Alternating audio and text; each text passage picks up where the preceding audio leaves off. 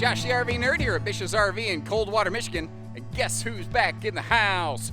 Winnebago, baby! We're getting the band back together. Winnebago is finally back in Coldwater, Michigan. This is the 2108TB. This is the twin to Kingvertible bed floor plan.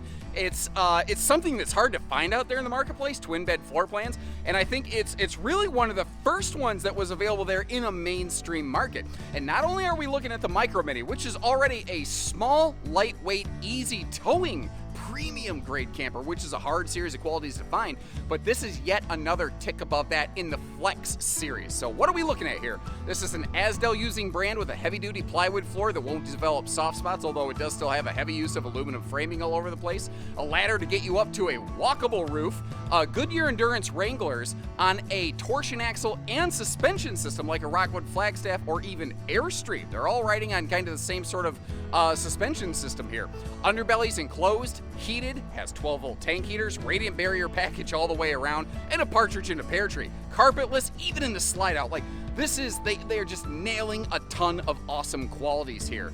Really, the only thing that might be a little bit of a trick on this one is just because it's a 7-foot wide narrow body, it does mean that it does have a little bit more limited storage in some spaces, but I think they've done a very good job compensating for that wherever they can. Now, this is also the Flex series, which has expanded solar, has a monster inverter package, has a different kind of air conditioner and water heater, and water management system for the shower so that you don't waste any of your fresh water if you're boondocking. I cannot wait to go through this thing with you. I can't wait to hear what you think about it. Let me know what you think about this, good, bad, or ugly, as we go through. I'm going to try to show you the highs and the lows, although this one's mostly, I'm riding on a high on this one. My hands are shaking. I am excited, guys. Hit that subscribe button if you appreciate how we go around these things, and let's get started. Now, if you watch my videos regularly, this one might look a little bit familiar. Winnebago makes several Micro Minis that are basically the same size and nearly the same floor plan, but just with a couple different furniture arrangements. This one, the TB, as the model number indicates, is the twin bed model, but this also has, it's what I call the twin to Kingvertible bed system. That can actually all join up as one big, like, mega bed, basically. Notice how it's carpetless, even in the slide out here. Now, that is a step-up slide, but it needs to be, because of the body size of this one. The wheel well actually does stick up into the body of the RV a little bit, so the slide can't go all the way to the floor. Now, on this one, or you may have seen my video on the 2108DS Winnebago Micro Mini, there's an option to swap to a sofa instead of the dinette, which is kind of cool. But again, the signature calling card of this one is that twin to Kingvertible bed system right here. And what I like about this is the flexibility that it can give people. So, you know, it's some people they just want their own separate sleeping spaces. Maybe one person rolls over at night and bonks the other one in the face sometimes or something like that. Or there are some people who maybe want to put that whole king bed plank in at night, or just leave it in king bed mode, as you know, if they choose to. Maybe you have a dog with you, and I don't know what the science is behind it, but my little 14-pound ball of fluff, man, he can eat up 2/3 of a king bed at my house. So in a small camper like this, I could see that being beneficial. But the other thing that I always think about with this one is something I don't think the RV industry thinks about. Normally we talk about couples campers or bunkhouses. It's like chocolate or vanilla. There's no other choice most of the time, it seems like. But this one can work in some ways that a lot of campers can't. Like, for instance, with those two separate beds, this is an interestingly good option for something like a single parent who's just trying to find a nice camper to, like, go out and have some fun on the weekend. But, you know, maybe every now and then you take your kid out for the weekend. You're trying to make those family memories right there. With the two separate beds, you don't need to get a giant, heavy, expensive bunkhouse. You can keep your little solo runaround camper, basically, and it's going to work just fine with you. Now, let's take a look at the kitchen up here. This is one of the areas that I think they have dramatically improved this model versus years past. Now, in these, what you're looking at, there's some interesting choices here. That is a convection microwave oven, which is really cool.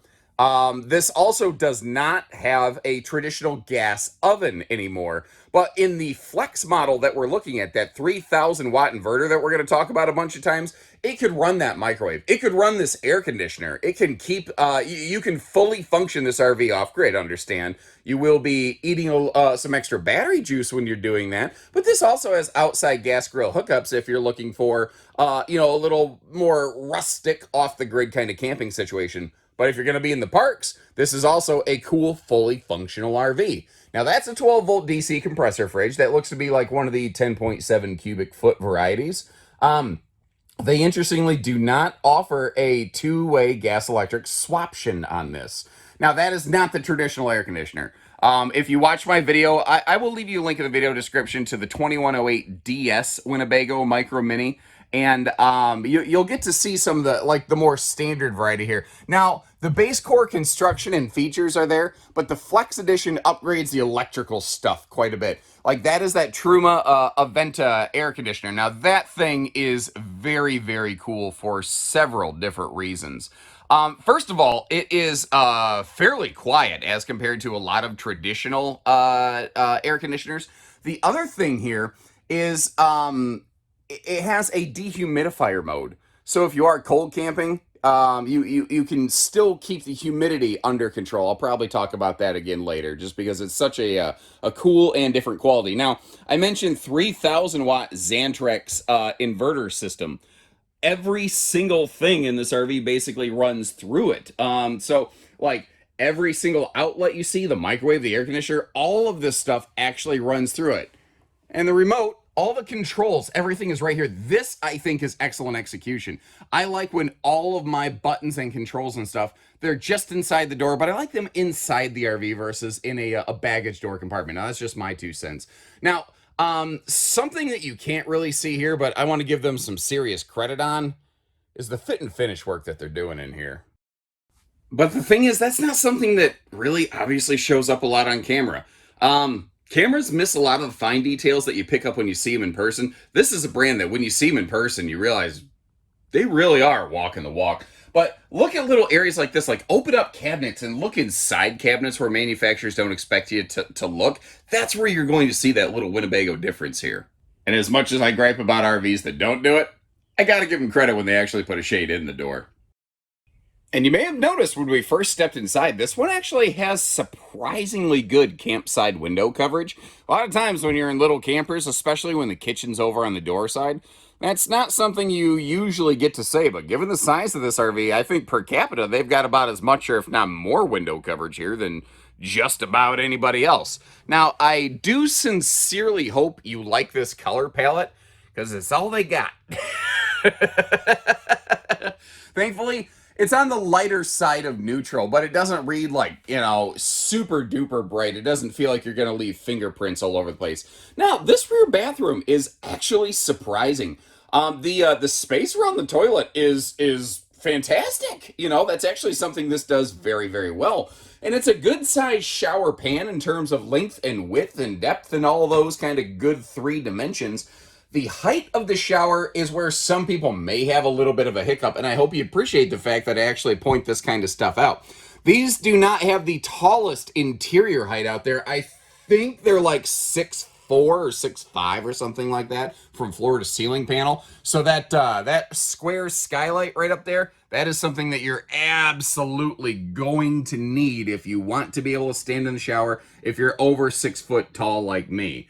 Now, look at our way down here, just to give you the full visual. I like where they put that switch right there. It just makes, it just kind of makes sense. You just reach down, flick the switch, then the light above the vanity will kick right on for you. Then back here, I want to show you off this closet space, because with the twin bed model, remember, you lose the closets on either side of the bed up front, because you have a split series of beds, or potentially one giant mega bed. As a result, they can't really give you a lot of hanging storage in this one. So I'm glad that they maintain that extra little thing that they do in the rest of their micro minis here in the bathroom. And by the way, it wasn't a very good angle to showcase it before, but as you can see right here, we do have ourselves a sliding pocket privacy door. even with a little magnetic holdback to help keep that thing closed, so that when you're in the shower, if somebody else is walking in and out of the RV, if they're shaking the RV left and right, they don't accidentally open the door on you, and just give the neighbors a free show. And the road mode travel function on this one is absolutely fantastic. Although there is one spot, if you're a little bit of a fluffier person, it may be a little bit tight for you. But something I noticed, this is why I like to take the time to close the slides up for you. Since it's a fixed bed, not a Murphy bed, it has to be able to function with the slide closed in transit, but there's enough room there. If you did opt for some kind of longer mattresses, you should still be able to close the slide out. Now, like I said, there's one spot here, like right where the refrigerator kind of comes close to the dinette right there. It gets a little bit trickier in terms of travel access. If you're a bigger person, it might be a little tight. I am of the size that, even my little skinny, not childbearing hips are going to struggle to get through there a little bit unless I turn sideways. But the fact is, for the most part, I think most people who are going to comfortably fit in this RV regardless are likely going to be able to access everything in here with the exception of the television. Then again, you guys remember Gallagher? You get a good old whack with the Sledge-O-Matic because it takes walls out of windows and windows out of walls, and you could have yourself a TV viewing space. I just wouldn't put the slide out in the rain after that.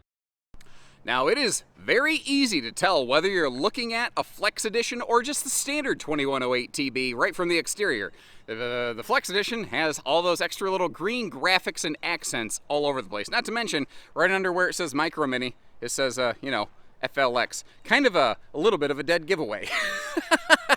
So remember, this does come in two ways, and I'm going to continue to try to point out those differences because basically I'm going to have one video here that essentially represents two RVs. One of the other cool things about this is a rare find. A tandem axle 7-foot wide premium series camper. There are very few things that meet the criteria that I just fired out there. So what is that getting us? As I mentioned earlier, this is an Azdel using product. Like your sidewalls, they're using Azdel in the lamination, and they have, I believe, gone to double Azdel actually. The walls are all aluminum framed. It's even aluminum framed behind the nose cap. We've got that heavy-duty plywood, tongue and groove, 5/8 inch thick floor right there. So again, it's a long-lasting construction where you won't have to worry about potentially developing soft spots in the floor. That is less of an issue now than it was historically, but it's not to say that it's impossible to happen in some laminated floors. It's just really, unless you get water damage on this one, it's not going to happen here. Also has a walkable roof, and you note the ladder on the back. I will get you up there before it is all said and done. Over here, though, we have a full-size baggage door on both sides of the pass-through. They don't skimp and go down to a smaller one over here. But on the way, you might notice there's a little portable solar plug on there. So in addition to the 380 watts of factory standard solar on this, you can also get a portable package of various varying sizes that you can utilize to really expand here. Now, how cool is this? You still maintain a full pass-through even in their twin bed system. But part of what you're looking at, that's the little walkway in between the beds, but your battery, the 320 amp hour lithium battery that's included in the Flex series, that's also where that's stored. That is all set up so that it can be stored inside the RV. So you might notice, like you look at this, you go, what are you talking about battery? There's no battery on the tongue because it's inside the RV. Now, the standard 2108 TB, that is where you would put the batteries. That's where the wiring would be located. On the Flex series, it's all run internally. Now, that battery is fantastic. First of all, 320 amp hours, that's a pretty big reserve. Additionally, it has a never go bad mode on it. What that means, like a lithium battery like that, if you discharge it below 10% battery left in reserve on that thing, you start to stress and damage the total lifespan of the battery. Well, this one, at 10% battery left, it shuts down. Kind of like the way a generator on a motorhome will just stop using juice after a while, this will just shut down.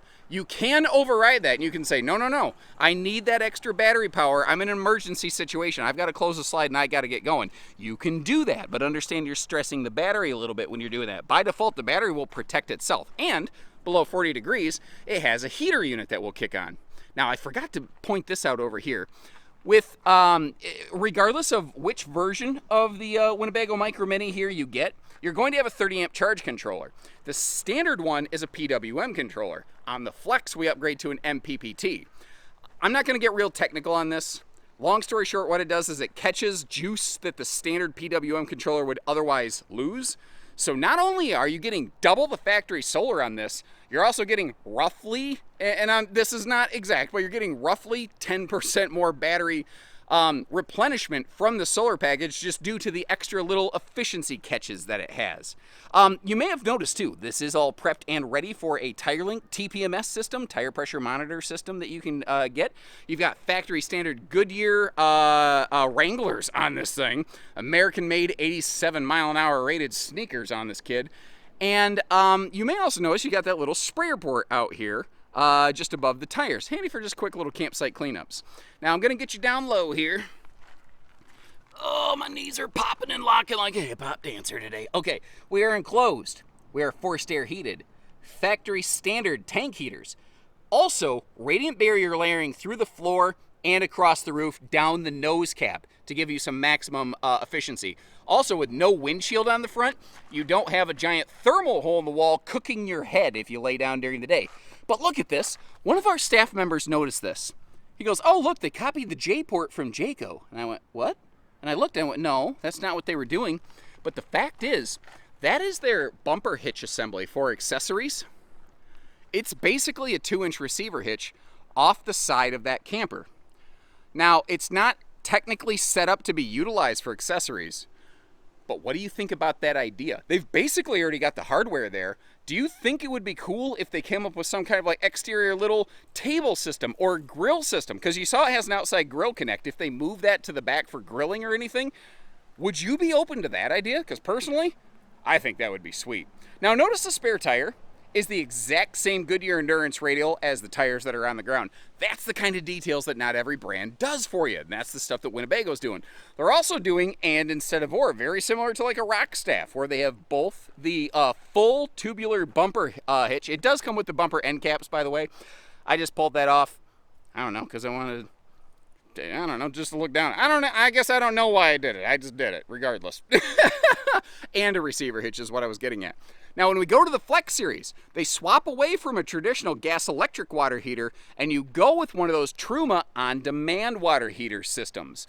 It has 2 different modes. It has Eco mode, which will only kind of like simmer at about 40 degrees, and then it might take a little bit of a second to warm the water up, but it will also use less propane while it's in standby mode. Or you can kick it on full blast comfort mode, and it'll basically be sitting there about 110 degrees so that when you go to turn on the water, you have hot water on the fly on demand.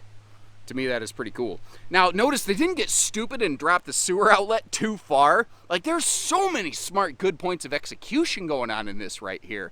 Not to mention the bigger tire package gives you a little bit of extra clearance there. And we have a cold water sprayer port and a full hot-cold outside utility shower. Once again, and being better than or. And then up top here, Winnebago has always impressed me with the cleanliness of the fit and finish of even their roof stuff. Like, they really pay attention up here. And once again, that the Flex series comes with a little less traditional Truma Aventa air conditioner right there.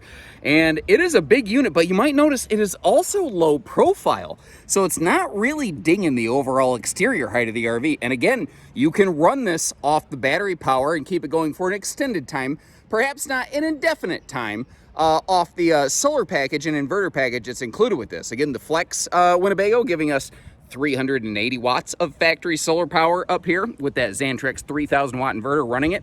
And in case you're curious, a little bit of technical specs. When it's running on a little bit of a lower power mode, this draws, I think it was something like 8.4 amps, which for a non-12 volt air conditioner is not all that bad. On a sunny day like today, like this is, what can you expect from this system? Here's my kind of 2 cents on it.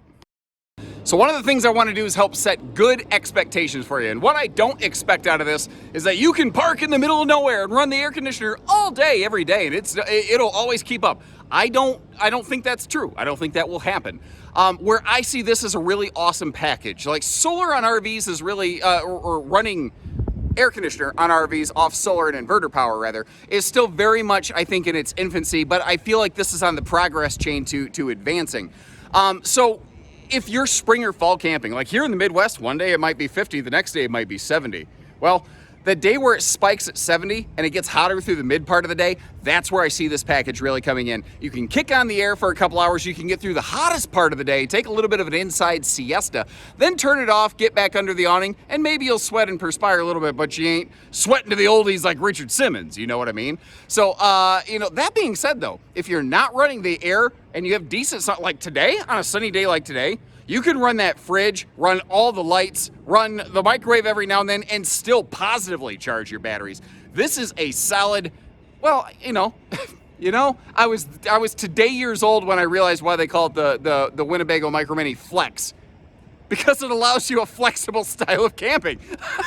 I'm an idiot. So what do you think?